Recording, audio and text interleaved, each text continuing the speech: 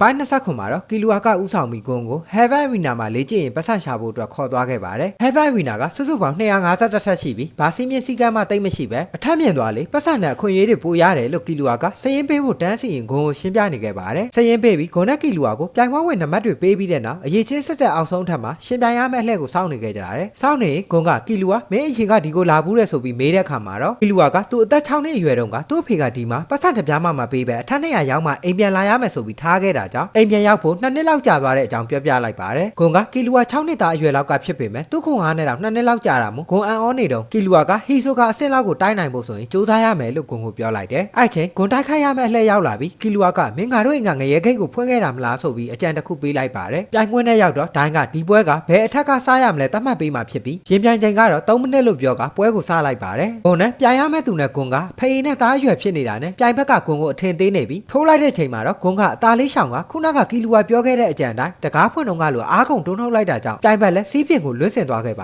တယ်ပွဲကြီးပရိသတ်တွေလည်းအံ့ဩသွားကြတယ်လို့ဂွန်ကိုတိုင်းလည်းသူဘယ်တော့ကဒီလောက်တန်မာလာတာလဲလို့အံ့ဩနေမိပါတယ်ဒိုင်းကတော့ဂွန်ရဲ့တန်မာမှုကိုကြည့်ပြီးအထက်90ကစားရမယ်လို့ပြောလိုက်ပြီးကီလူဝါလှဲ့မှာလည်းကီလူဝါကပြိုင်ဘက်ကိုတစ်ချက်ထဲနဲ့အမှောက်သိမ်းလိုက်တဲ့အပြင်ဒိုင်းကမှတ်တမ်းကိုကြည့်လိုက်တော့အရင်ကအထက်200ကိုရောက်ဘူးတာကြောင့်အထက်180ကပြန်စားဖို့ပြောပါတယ်ဒါပေမဲ့ကီလူဝါကဂွန်နဲ့အတူတက်ချင်တာမလို့အထက်90ကပဲစားမယ်ပြောလိုက်ပြီးအဲ့ချိန်ဘေးကပြိုင်ပွဲကိုပရိသတ်တွေအားပေးနေလို့ကြည့်လိုက်တဲ့ခါမှာတော့ဂွန်တို့ထက်ငယ်တဲ့ကောင်လေးတယောက်ကိုတွေးလိုက်ရပြီးသူကလည်းအထက်90ကိုတခါတည်းတန်းဝင်ခွင့်ရသွားပါတယ်အဲ့နောက်အထက်90ကိုတက်တဲ့ခါမှာတော့အိုက်ကောင်လေးလည်းပါလာပြီးသူ့ကိုသူဇူရှီလို့မိတ်ဆက်လိုက်တာကြောင့်ဂွန်တို့နဲ့လည်းရင်းနှီးသွားကြပါတယ်ဇူရှီကလည်းကီလူဝါတိုက်ခိုက်တာကိုအံ့ဩစရာကောင်းတယ်လို့ပြောပြီးဘယ်တိုင်းပညာကိုလေ့ကျင့်တာလဲလို့မေးလိုက်ပါတယ်အဲ့နောက်သူကတော့ရှင်ကန်ရူတိုင်းကိုတင်ယူနေတာလို့ပြောလိုက်ပြီးအဲ့လိုတိုင်းပညာသင်တဲ့အကြောင်းတွေရှိမှန်းတော့မသိတယ်ဂွန်နဲ့ကီလူဝါလည်းကြောင်သွားတာကြောင့်ဇူရှီလည်းအဲ့လိုလေ့ကျင့်မှုမရှိတာတော့ဒီလောက်တန်မာနေတယ်ဆိုပြီးအံ့ဩသွားပါတယ်အဲ့ချိန်ဇူရှီရဲ့ဆရာရောက်လာတာကြောင့်ဂွန်နဲ့ကီလူဝါကိုသူ့ဆရာဝင်းနဲ့မိတ်ဆက်ပေးလိုက်ပြီးဝင်းကဘာလာလောက်ကြတာလဲမေးတာနဲ့ကီလူဝါကပူတန်မာလာခြင်းလို့နဲ့ပတ်စံလည်းပြက်နေလို့ပြန်ပြောလိုက်ပါတယ်အဲ့နောက်3ယောက်သားပတ်စံသွားထုတ်ကြတော့ပထမအဆင့်ပဲရှိသေးတာမလို့စုကြီးကအေးတပူးစာ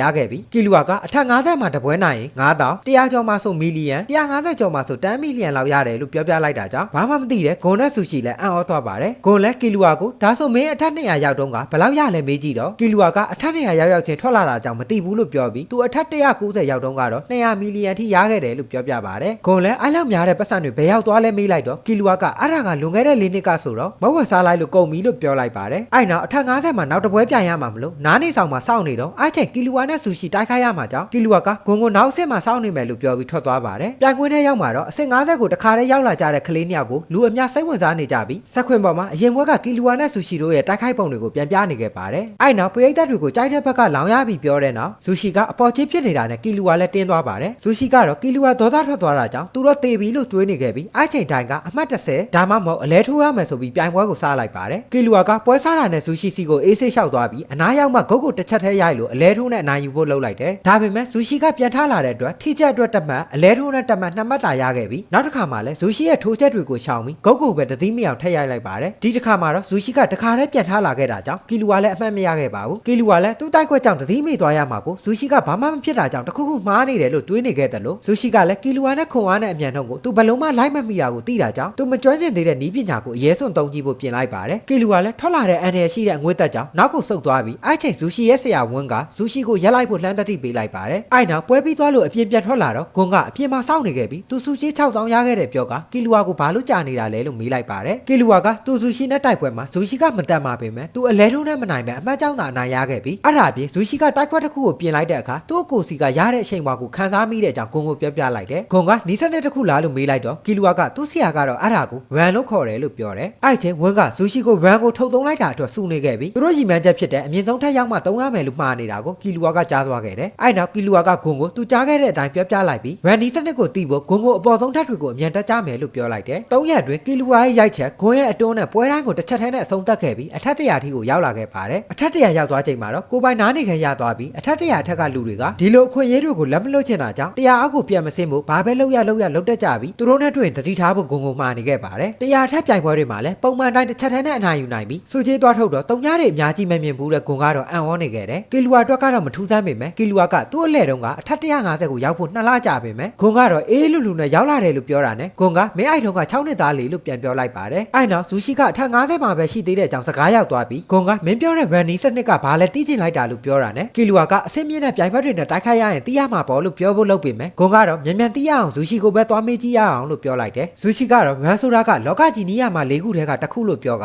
တိုင်းပညာတိုင်းရဲ့အခြေခံဆိုပြီးဇက်စုတန်ရန်ဟာဆုဆိုတဲ့၄ခုရှိကြောင်းပြောပြနေပေမဲ့ဂိုနက်ကီလူဝါကတလုံးမှနားမလဲတာမလို့ကြောင်ကြည့်နေခဲ့ကြတယ်အဲ့နောက်ဒါတွေအကုန်လုံးကနန်လေးချင်းရဲ့စိတ်ပိုင်းတွေပဲလို့ပြောပြပေမဲ့ကီလူဝါကတော့မင်းပြောတာတွေဘာမှနားမလဲဘူးလို့ပြောလိုက်တယ်အဲ့ချင်းဝင်ရောက်လာပြီးဇူချီကိုမင်းကသူများတွေကိုပြန်တင်ပေးရလောက်တဲ့အထိတက်နေပြီလားလို့ငေါက်လိုက်ပြီးဂိုနက်ကီလူဝါကိုနီးစနစ်တကြားနဲ့မတင်ယူရင်ဘာမှတက်မြောက်နိုင်မှာမဟုတ်ဘူးလို့ပြောလိုက်တယ်ကီလူဝါကတော့အိုက်ဆွမ်းရည်ကသူ့အကိုစီမှာရှိတဲ့စွမ်းအားနဲ့ဆက်ဆက်နေတာမလို့အဲ့ဒါကိုသိကျင်ပါတယ်လို့ပြောလိုက်ပြီးနန်နဲ့ဗန်ကဘာလဲလို့မေးလိုက်ပါတယ်အဲ့နောက်သူတို့ကိုတင်ပေးဖို့ကီလူဝါကတောင်းဆိုလိုက်တဲ့အခါမှာဝန်ကခဏစဉ်းစားလိုက်ပြီးသူ့နောက်ကိုလိုက်ခဲ့ဖို့ခေါ်လိုက်ပါတယ်